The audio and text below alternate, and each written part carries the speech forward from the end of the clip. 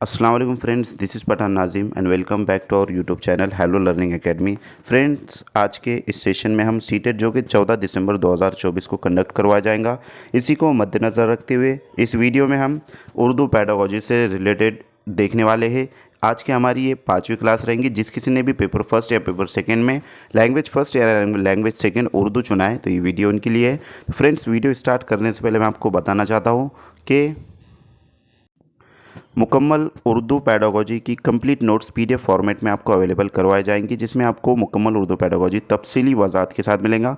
और ये notes paper first और पेपर सेकंड में जिस किसी ने लैंग्वेज फर्स्ट या लैंग्वेज सेकंड उर्दू चुना है उनके लिए है। तो ये नोट्स दोनों पेपर्स के लिए बहुत ही इंपॉर्टेंट और हेल्पफुल है, जिसमें आपको गुज़िश्ता साल के 3 सवाल या पर्चे भी जवाबात के साथ यानी विद आंसर की दिए जाएंगे और व्हाट्सएप ग्रुप में भी ऐड किया जाएगा, जहां पर आप सीटेट से मुतालिक आपके डाउट्स और क्वेश्चंस पूछ सकते हो। तो फ्रेंड्स, इसकी फ़ीस ओनली 199 रुपीज़ है। जो भी स्टूडेंट इंटरेस्टेड है नीचे दिए गए नंबर पर व्हाट्सएप कीजिए और कोर्स को ज्वाइन कीजिए। तो चलते हैं हम टॉपिक की तरफ।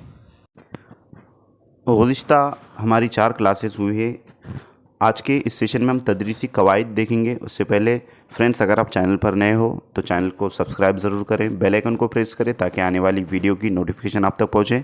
और इस वीडियो को ज़्यादा से ज़्यादा अपने उन दोस्तों में शेयर कीजिए जो सीटेट दिसंबर 2024 के लिए तैयारी कर रहे हैं। तो दोस्तों, तदरीस के कवायद से रिलेटेड भी क्वेश्चन पूछे जाते हैं, जैसे कि ज़बान की तदरीस में कवायद के किरदार को लेकर माहिरीन नफ्सियात के दरमियान इख्तिलाफ पाया जाता है। कवायद की तदरीस के दो तरीके मंदरज झेल है, इस्तिखराजी तरीका और इस्तिखराई तरीका, जिसे निगमन विधि और आगमन विधि कहते हैं। तो फ्रेंड्स, इस पर मबनी क्वेश्चन पूछे जाते हैं। आपको ये बहुत ही अच्छे तरीके से देख लेना है और समझ लेना है इसको। सबसे पहले हम देखेंगे इस्तिखराजी तरीका। इस तरीके को यूनानी फ़लसफ़ी अरस्तू ने ईजाद किया था। अरस्तू एक फ़लसफ़ी थे, एक जो है तो यूनान के रहने वाले थे, जिन्होंने ये तरीका ईजाद किया। और इस तरीके में ये क़वायद की तदरीस का रिवायती और क़दीम तरीका है, यानी कि ग्रामर की तदरीस का जो है तो ग्रामर की टीचिंग का ये क़दीम यानी पुराना तरीका है, रिवायती तरीका है। इसके तहत पहले तलबा को तारीफ़ें और उसूलें रटवाए जाते हैं, यानी रूट मेमोराइजेशन यहाँ पर करवाया जाता है। बच्चों को जो है तो तारीफ़ें रटवाई जाती है, उसूल जो है तो याद करवाए जाते हैं, फिर उनका इस्तेमाल करवाया जाता है। बच्चे बिला फ़हम रटते जाते हैं, यानी बग़ैर समझ के जो है तो बच्चे बस रटते ही चले जाते हैं और ये अमल इंतहाई बोरियत और बोझ वाला होता है। यानी कि रोट मेमोराइजेशन से, रोट लर्निंग से बच्चे बोरियत का शिकार होते हैं और अपने आप पर ये बोझ समझने लगते हैं। बच्चे क़वायद के नाम से नफ़रत करने लगते हैं। ये तरीका नामालूम से मालूम की तरफ और उसूल से मिसाल की तरफ चलता है। आपको ये पॉइंट को जहन नशीन रखना है। ये जो तो इस्तिखराजी तरीके से रिलेटेड पॉइंट है कि उसूल से मिसाल की तरफ इस तरीके में जो है तो जाते हैं, तदरीस होती है। उसके बाद है जो कि तालीमी और बच्चे के नफ्सियात के मुखालिफ है, यानी कि इसके ख़िलाफ़ है। तालीमी और बच्चे की जो नफ्सियात हैं, जो साइकोलॉजी है, उसके जो है तो बरखिलाफ़ ये तरीका है। तो इसमें उसूल से मिसाल की तरफ जाया जाता है, यानी बच्चों को पहले क़वायद याद करवाए जाते हैं, रटवाए जाते हैं, उसके बाद जो है तो मिसालें दी जाती हैं। तो आपको ये याद रखना है, ये इसे इस्तिखराजी तरीका कहते हैं। उसके बाद है इस्तिखराई तरीका। इस्तिखराई तरीके से मुराद, इस तरीके को यूनानी फ़लसफ़ी अरस्तू ने ईजाद किया था, यानी कि इस तरीक़ों को भी अरस्तू ने ही ईजाद किया था। ये क़वायद की तदरीस का जदीद तरीका है, यानी कि ग्रामर की जो है तो टीचिंग का ये नया तरीका है, न्यू तरीका है। इसके तहत तलबा की मालूमात का इस्तेमाल करके क़वायद की तालीम दी जाती है, यानी कि तलबा की जो प्रीवियस नॉलेज है, जो गुज़िश्ता मालूमात है, साबिका मालूमात है, उसकी बुनियाद पर क़वायद की तालीम बच्चों को दी जाती है। तारीफ़ों के मकाम पर क़वायद के अमली इस्तेमाल पर ज़ोर दिया जाता है। इस्तिक़राई तरीके में मिसालों से उसूलों की तरफ, ये पॉइंट आपको जहन नशीन रखना है। इस्तिक़राई तरीके में मिसालों से उसूलों की तरफ और मालूम से नामालूम की तरफ गामज़न होता है, यानी कि मालूम से नामालूम की तरफ जो है तो इसमें तदरीस की जाती है। जो बच्चों का प्रीवियस नॉलेज है, जिसको बच्चे जानते हैं, बच्चों को जो है तो मालूम होता है, उसकी बुनियाद पर नामालूम की तरफ बच्चों को लेकर जाया जाता है اور بچے اس طریقے میں انٹرسٹ رکھتے ہیں اور جلد جو ہے تو چیزوں کو سمجھتے ہیں، تدریسی قواعد کو جو ہے تو وہ سمجھتے ہیں۔ اس کے بعد ہے جو کہ نفسیات کے آئین مطابق ہے اور طلباء کی دلچسپی بھی برقرار رہتی ہے، کیونکہ بچوں کو جس چیز کی نالج ہوتی ہے، معلومات ہوتی ہے، اس میں بچے انٹرسٹ رکھتے ہیں اور یہ طریقہ بچوں کے نفسیات کے جو ہے تو مطابق ہوتا ہے اور اس میں بچے انٹرسٹ لیتے ہیں اور جلدی سیکھتے ہیں۔ تو یہ طریقہ تدریسی قواعد کے لیے بہت ہی اہمیت کا حامل ہے اور بیٹر طریقہ ہے، اچھا طریقہ ہے۔ اسے استقرائی طریقہ کہتے ہیں، جو مثالوں سے اصولوں کی طرف اور معلوم سے نامعلوم کی طرف اس میں تدریس کی جاتی ہے۔ تو فرینڈز، آپ کو استقرائی طریقہ اور استخراجی طریقہ اچھے سے سمجھ میں آ گیا ہوگا۔ اگر آپ نے ویڈیو کو لائک نہیں کیا تو ایک لائک ضرور کر دیں۔ اس کے بعد استخراجی اور طریقہ اور استقرائی طریقے میں فرق، یعنی کہ دونوں میں کیا فرق ہے وہ ہم اس میں دیکھنے والے ہیں۔ سب سے پہلے ہم دیکھیں گے استخراجی طریقہ۔ تو اس میں فرسٹ پوائنٹ دیا گیا ہے کہ اس سے بچوں میں خود اعتمادی پیدا ہوتی ہے۔ یہ جو ہے تو جدید طریقہ ہے اور اس میں جو ہے تو بچوں میں خود اعتمادی انٹرسٹ پیدا ہوتا ہے اور یہ قدیم طریقہ ہے، اس کو آپ کو جو ہے تو ذہن نشین رکھنا ہے۔ اس کے بعد اس طریقے میں جدید معلومات حاصل ہوتی ہے، یعنی نئی معلومات جو ہے تو اس میں حاصل ہوتی ہے، جبکہ استخراجی طریقے میں اساتذہ پر حکمیہ کرنے کی عادت پڑتی ہے، یعنی اساتذہ یہاں پر حکم کرتے ہیں اور بچے روٹ میمورائزیشن لرننگ کرتے رہتے ہیں، جو ہے تو قواعد اور اصولوں کو یاد کرتے رہتے ہیں، اور اس میں یہ جدید طریقہ ہے، معلومات حاصل اس میں جو ہے تو ہوتی ہے۔ اس کے بعد اس سے سابقہ معلومات مستحکم ہوتی ہے، یعنی کہ بچوں کی سابقہ نالج کو پرے رکھ کر اس میں قواعد رٹوائے جاتے ہیں، جس کی وجہ سے سابقہ معلومات مستحکم ہوتی ہے۔ اس کے بعد استقرائی طریقہ یہ انکشاف و تحقیق کی طرف رہنمائی کرتا ہے، جبکہ استخراجی طریقہ اس سے دوسروں کی معلومات کی صرف تصدیق ہوتی ہے، یعنی کہ دوسرے کی جو نالج ہے، جو گرامیٹیکل نالج ہوتا ہے، اس کی جو ہے تو یہاں پر تصدیق ہوتی ہے۔ اس کے بعد استقرائی طریقہ خود کر کے سیکھنے کا موقع اس میں ملتا ہے اور اس لیے علم پختہ اور کارآمد ہوتا ہے، یعنی کہ بچہ اس میں خود سے جو ہے تو سیکھتا ہے، پریویس نالج سے کنیکٹڈ چیزوں کو جو ہے تو وہ معلم کے رہنمائی میں سیکھتا ہے۔ تو یہاں پر بچے کا جو علم ہوتا ہے، جو نالج ہوتا ہے، وہ پکا پختہ ہوتا ہے اور کارآمد ہوتا ہے۔ اس کے بعد استخراجی طریقے میں دوسروں کے بتانے پر بھروسہ کرنا پڑتا ہے، اس پر پورا یقین بھی نہیں جمتا۔ تو فرینڈز، دوسروں کے بتانے پر یعنی معلم کے بتانے پر بچوں کو جو ہے تو بھروسہ کرنا پڑتا ہے، جبکہ جس پر جو ہے تو بچوں کو پورا یقین بھی نہیں جمتا ہے۔ تو اس طریقے سے یہاں پر بتلایا جا رہا ہے اس میں ڈیفرنٹ۔ اس کے بعد یہ طریقہ بچوں کے لیے موزوں ہے، یعنی کہ یہ طریقہ بچوں کے لیے بہت ہی اچھا اور کارآمد طریقہ ہے، جبکہ استخراجی طریقہ یہ طریقے بڑوں کے لیے موزوں ہے، یعنی کہ یہ طریقہ جو ہے تو جو بڑے طلباء ہوتے ہیں ان کے لیے کارآمد اور موزوں ہوتا ہے، اچھا ہوتا ہے۔ اس کے بعد مخصوص واقعات اور انفرادی مثالوں پر پہلے غور کیا جاتا ہے۔ استقرائی طریقے میں مخصوص واقعات اور انفرادی مثالوں پر پہلے غور کیا جاتا ہے اور ان سے تعریفیں، قاعدے اور کیسے اخذ کیے جاتے ہیں، یعنی کہ قاعدے جو ہے تو تعریف قاعدے پریویس نالج سے یہاں پر اخذ کیے جاتے ہیں، یہ بتلایا جا رہا ہے۔ تو فرینڈز، ابتدائی پرائمری تعلیم کے یعنی کہ پرائمری کے جو بچے ہوتے تو ان کے لیے یہ طریقہ بہت ہی اہمیت کے حامل ہے، اور یہ جو طریقہ ہے تو معلم کو چاہیے کہ استقرائی طریقے کا استعمال کرتے ہوئے بچوں کو، پرائمری کے جو اسٹوڈنٹس ہوتے ہیں ان کو تعلیم دینی چاہیے، اور جو بڑے بچے ہوتے ہیں ان کو ٹیچر کو چاہیے کہ استخراجی طریقے کا استعمال کریں۔ تو یہاں پر لاسٹ پوائنٹ دیا ہوا ہے استخراجی طریقے میں کہ تعریف قاعدے اور کلیے جو ہے تو پہلے بتا دیے جاتے ہیں، پھر مخصوص واقعات یا انفرادی مثالوں پر انہیں منطبق کیا جاتا ہے۔ تو اس طریقے سے इस्तिखराजी तरीका ये बड़े बच्चों के लिए कारआमद होता है और इस्तिखराजी तरीके में प्राइमरी सतह के तलबा के लिए ये बहुत ही अहमियत की हामिल होता है। इस तरीके से जो है फ्रेंड्स इस्तिखराई और इस्तिखराजी तरीके में फ़र्क है। उसके बाद हम देखेंगे टीचिंग लर्निंग मटेरियल, तदरीसी व आमोजिशी मवाद। तो तदरीसी आमोजिशी मवाद क्या है, किसे कहते हैं, इसमें हम देखेंगे। तो सबसे पहले यहाँ पर तदरीसी व आमोजिशी मवाद, तदरीस आमोजिश के अमल को मौसर बनाने के लिए जिन वसाइल का इस्तेमाल किया जाता है उसे तदरीसी आमोजिशी वसाइल यानी TLM कहते हैं। तो यहाँ पर L है, TLM से मुराद टीचिंग लर्निंग मटेरियल। तो TLM कहते हैं तदरीसी आमोजिशी मवाद।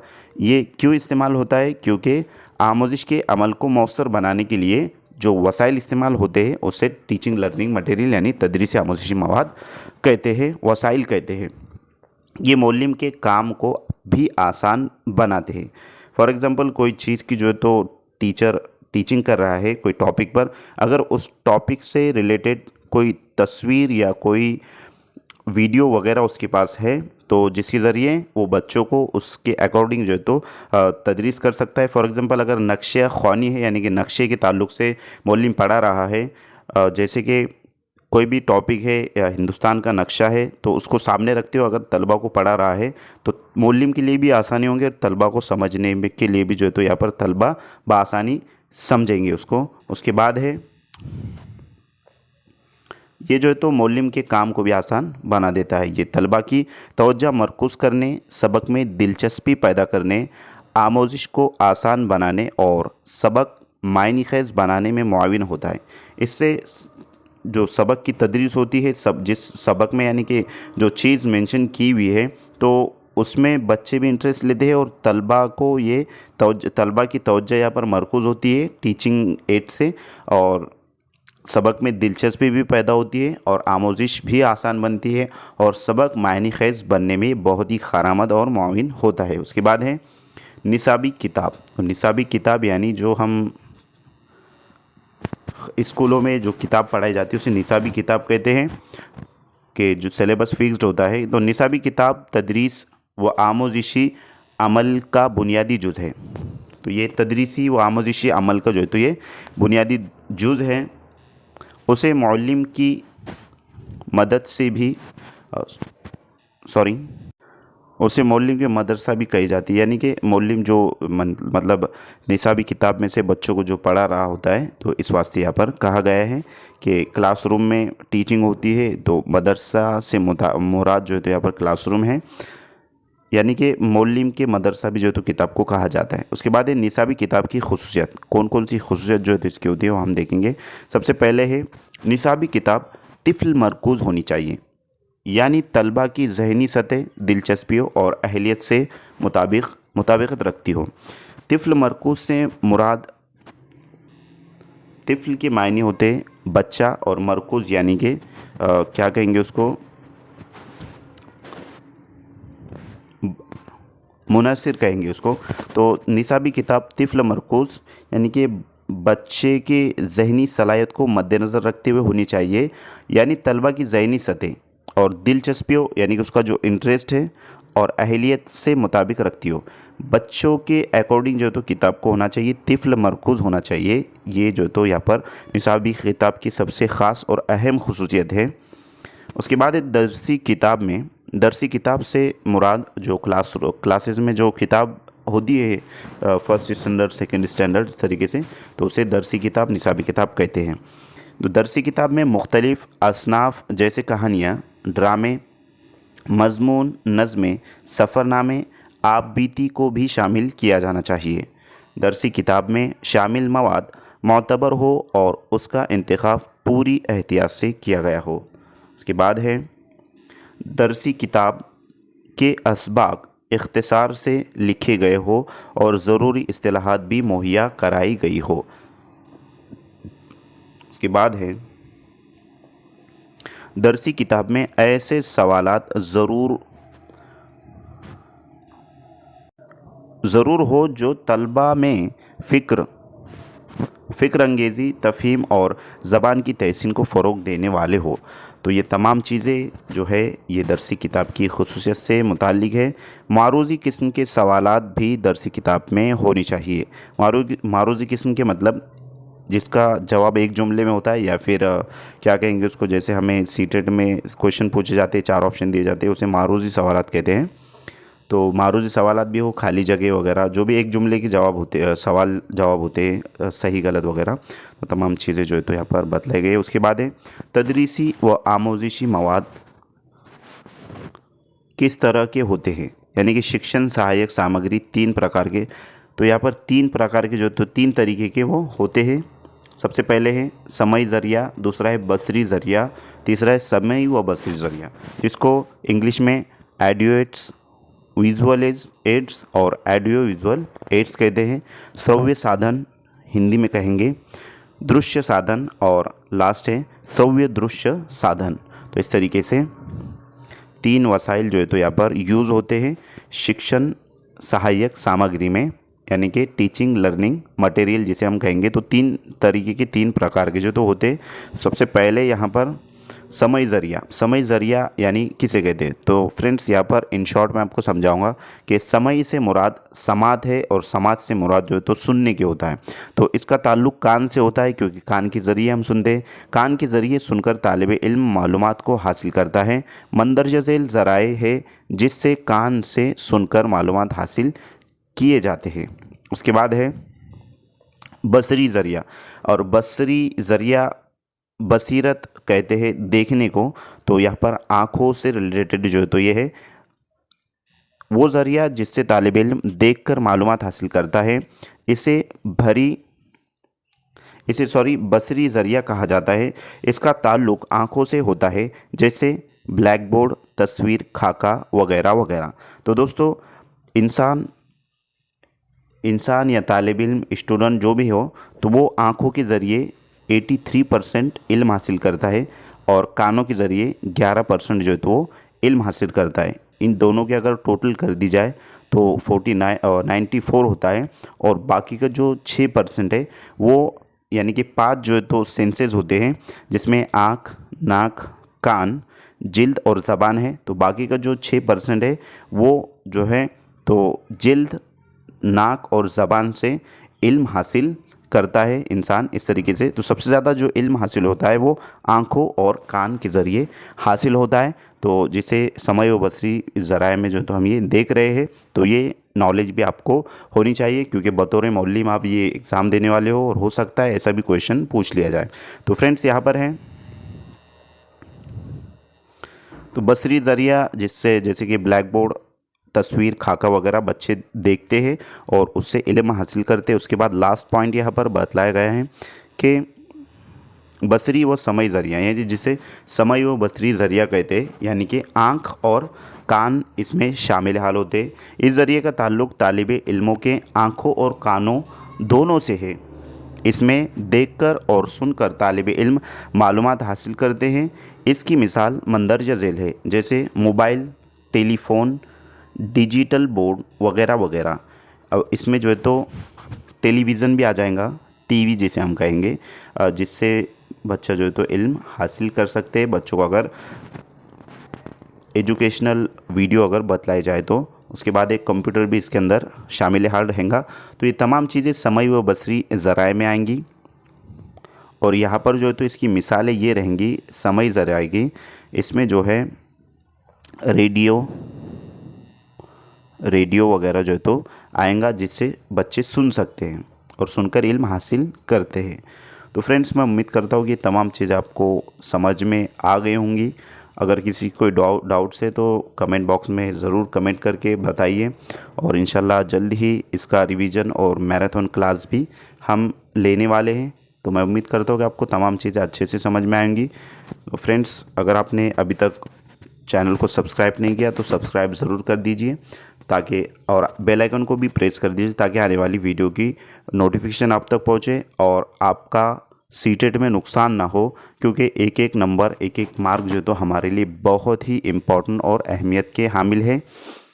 इस तरीके से भी जो है तो देखने में आता है कि 1 या 2 नंबर आज से एग्ज़ाम दोबारा देने की नौबत आ जाती है, एक दो नंबर से रह जाता है एग्ज़ाम। तो ये तमाम चीज़ें आपके साथ ना हो, आपको जो है तो अच्छे से स्टडी करना है। और उर्दू में आपको यहाँ पर 30 में से 30 किस तरीके से आप ला सकते हो वो पूरा डिटेल जो है तो इन्फॉर्मेशन दी जा रही है।